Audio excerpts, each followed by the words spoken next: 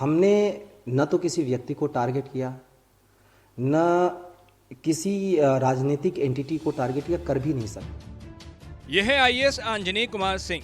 जी हां, वही आंजनेय जिनकी शिकायत पर आजम खान को 3 साल की सजा सुनाई गई। सपा सरकार के कभी कद्दावर नेता रहे आजम खान आज चारों ओर से घिर चुके हैं। हेट स्पीच मामले में रामपुर कोर्ट ने उन्हें 3 साल की सजा सुनाई है। मीडिया रिपोर्ट की माने तो उत्तर प्रदेश विधानसभा ने उन्हें अयोग्य घोषित किया गया। इस पूरे मामले में हम एक नाम को कतई दरकिनार नहीं कर सकते। वो नाम है आईएएस आंजनेय कुमार सिंह का। साल 2019 में लोकसभा चुनावों का दौर चल रहा था। आजम खान जोर शोर से चुनाव प्रचार में जुटे थे। मीडिया रिपोर्ट्स की माने तो भाषणों में कई बार आजम अपना आपा खो बैठते थे। रामपुर के मिलक थाना क्षेत्र के एक जनसभा के दौरान आजम अपने शब्दों को काबू नहीं रख पाए। उन्होंने यहां तक कह डाला कि इस डीएम से मैं अपने जूते साफ कराऊंगा। बता दें, आईएएस आंजनेय कुमार सिंह उस वक्त रामपुर के जिलाधिकारी और जिला निर्वाचन अधिकारी थे। उन्होंने आजम के खिलाफ मुकदमा दर्ज कराया। अब आजम खान को इसी मामले में रामपुर कोर्ट ने 3 साल कैद की सजा सुनाई है। बता दें कि सिर्फ यही एक मुकदमा नहीं, बल्कि आजम के खिलाफ अमर्यादित भाषा को लेकर कई मुकदमे दर्ज कराए गए। आजम को सजा सुनाए जाने के बाद कई मीडिया हाउसेज ने आईएएस आंजनेय कुमार सिंह का इंटरव्यू लिया। आंजनेय कुमार सिंह वर्तमान में मुरादाबाद के संभागीय आयुक्त हैं। मीडिया के साथ बातचीत में आंजनेय कुमार सिंह ने बताया कि मैं ना तो किसी व्यक्ति को और ना ही किसी राजनीतिक इकाई को निशाना बनाया है। हम एक लोकतांत्रिक व्यवस्था में काम करते हैं। जनता के प्रतिनिधियों को उचित सम्मान देना हमारा कर्तव्य है। मैंने अपने कर्तव्यों का पालन किया है और कभी कुछ ऐसा नहीं किया जो इसका हिस्सा ना हो। न तो किसी व्यक्ति को टारगेट किया, न किसी राजनीतिक एंटिटी को टारगेट किया, कर भी नहीं सकते।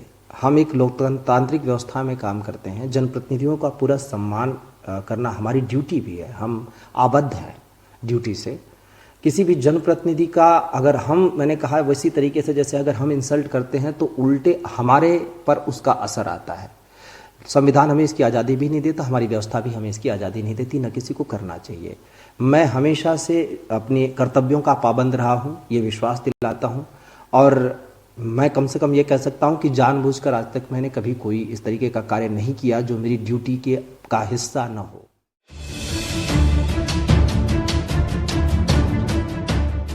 आगे उन्होंने कहा कि इस मामले को राजनीतिक घटनाक्रम के रूप में पेश किया जा रहा है।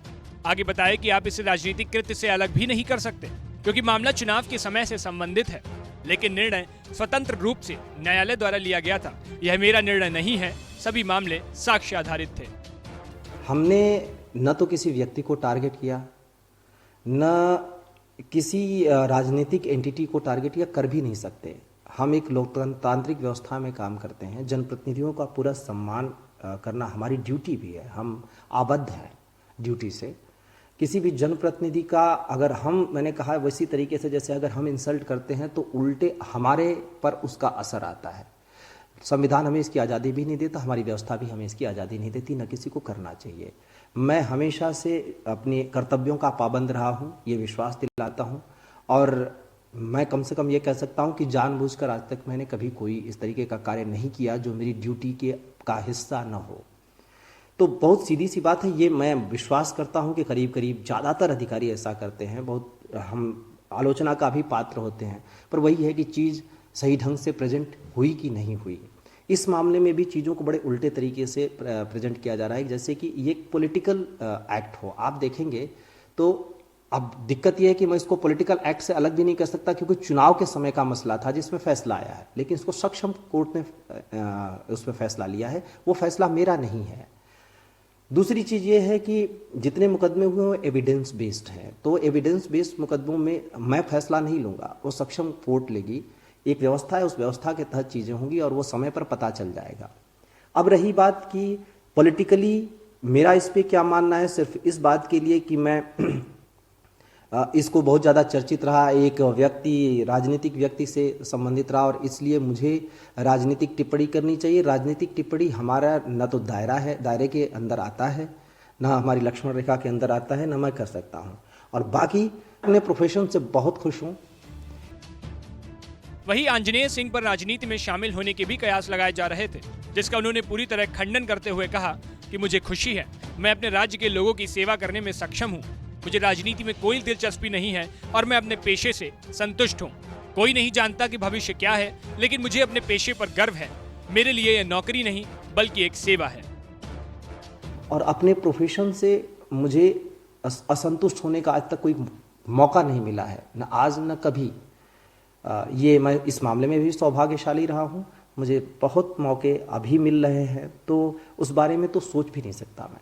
और दूसरी बात ये कि भविष्य में क्या सोचूंगा, एक तो ये है कि भविष्य किसी ने देखा नहीं है कि भविष्य में क्या होगा, लेकिन मैंने आपको बताया मैं अपने कार्य को, अपने काम को एंजॉय करता हूँ, पसंद करता हूँ और उस पर गर्व करता हूँ कि मैं इस सर्विस का हिस्सा हूँ। वो चाहे जितनी इसकी आलोचना की जाए, मैं भी मानता हूँ कि बहुत सारे लोग होंगे जिनके गलत तरीके से चीज़ें आती हैं सामने।